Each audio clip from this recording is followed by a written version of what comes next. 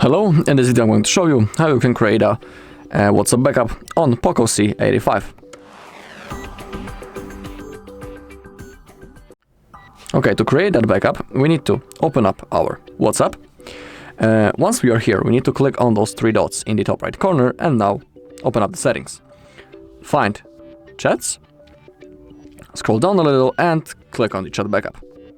And now let's discuss a few things. Let's begin with the Google account. You can see that currently this Google account is selected, and it means that on that account our backup will be saved and stored in the cloud, of course.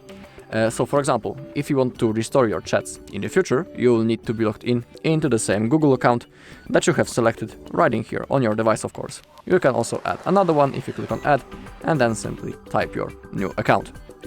So don't forget a password to this account and the mail itself. Also below we have the automatic backups. Defaultly this option is set on off. In my case I put it on the monthly, which means that each month the backup will be automatically made and I don't need to remember about making it. Simply it will be done automatically.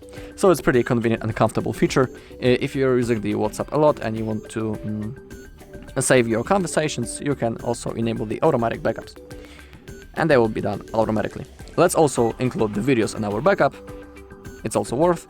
And on the bottom we have end-to-end encrypted backup. If you just to turn it on, in here we'll be able to create a unique password that you will need to type in the future if you want to restore the chats. But be aware that if you lose that password, you won't be able to restore the chats. But creating it isn't necessary. It's just like an extra security feature. So it's up to you.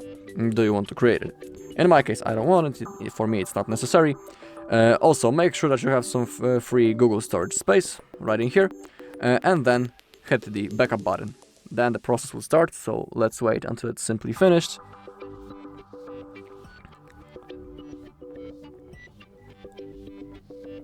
Alright, you can see that under the last backup we have current hour. So everything went successfully. And below we can also see the size of our backup.